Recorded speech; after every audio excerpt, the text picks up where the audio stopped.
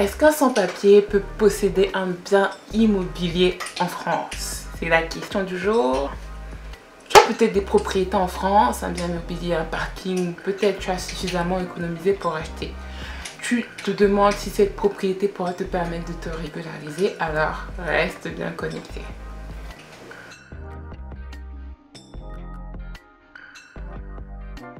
Bonjour, je m'appelle Stéphine Arlette, j'aide les étrangers à s'intégrer administrativement en France depuis plus d'1 an. Plus que la partie juridique, j'aide les personnes à comprendre comment leur intérieur et leur manière de penser peut avoir un impact sur leur extérieur. Si tu as soif d'un changement à tous les niveaux de ta vie, tu es au bon endroit, alors reste bien connecté.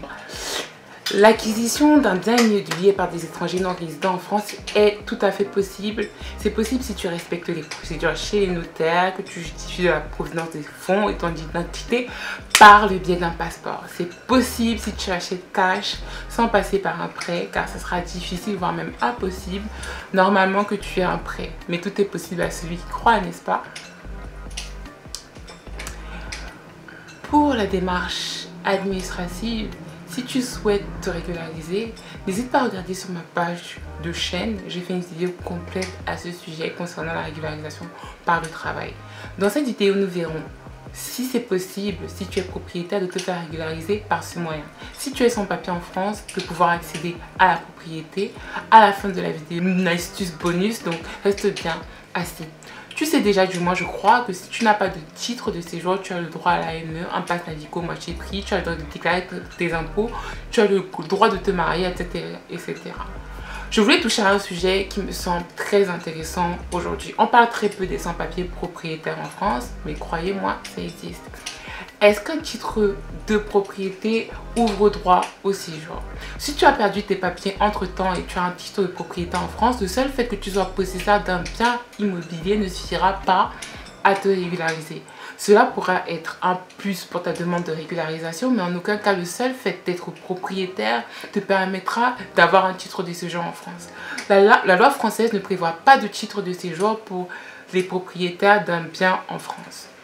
Si la demande de régularisation a pour motif le regroupement familial ou le travail, être propriétaire sera fortement apprécié.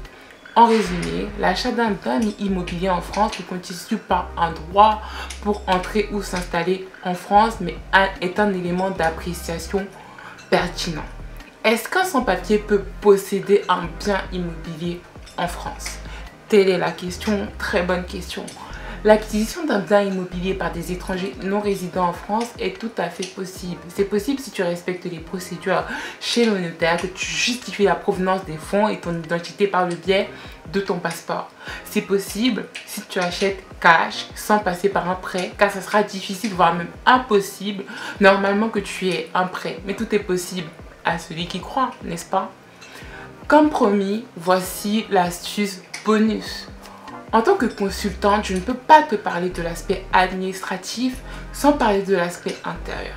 Peut-être au vu de ta situation administrative, tu es devenu un puits de mauvaises pensées. Parfois, ces pensées sont subtiles et d'autres fois, elles sont prenantes. Tu te dis que ça ne sert à rien, que ta vie n'a pas de sens, que tu es en moins que rien, car tu dépends encore de quelqu'un ou d'une institution, que tu ne pourras jamais être propriétaire, peut-être ta famille à l'étranger, tu te dis que tu ne pourras jamais les revoir. Autant de pensées noires, trop de ton esprit, et tu auras beau avoir le dossier le plus complet possible, mais ces pensées te bloquent et t'empêchent même de faire des choses que tu aurais dû commencer à faire depuis longtemps. Je me rappelle, ça fait plus de 10 ans que je traînais le même problème de santé depuis des années et des années. Je n'avais jamais mis les pieds chez un médecin car j'avais fini par accepter la pensée qui me disait que je resterais dans ce problème toute ma vie. À un moment, le problème est devenu tellement lourd que j'ai vu un médecin. Sauf que même les médicaments qu'il allait commencer à me donner, en fait, je ne les prenais pas. Et je ne les prenais pas et donc du coup, pas de résultat. Donc parce que je n'y croyais plus. Et où est-ce que je veux en venir? Ce que je souhaite te dire, c'est que si tu continues à penser que tu n'auras pas les papiers, même si tu as toutes les conditions pour avoir tes papiers, ou comme sans papier pour construire ta maison, si tu n'as pas la foi que tu les auras, tu ne les auras effectivement pas. Tu vas rester là pendant encore quelques années dans la même situation. Parfois, tu connais tes droits plus que moi-même, je ne les connais, mais tu ne t'es pas bien pensé au sujet de l'évolution positive de ta situation.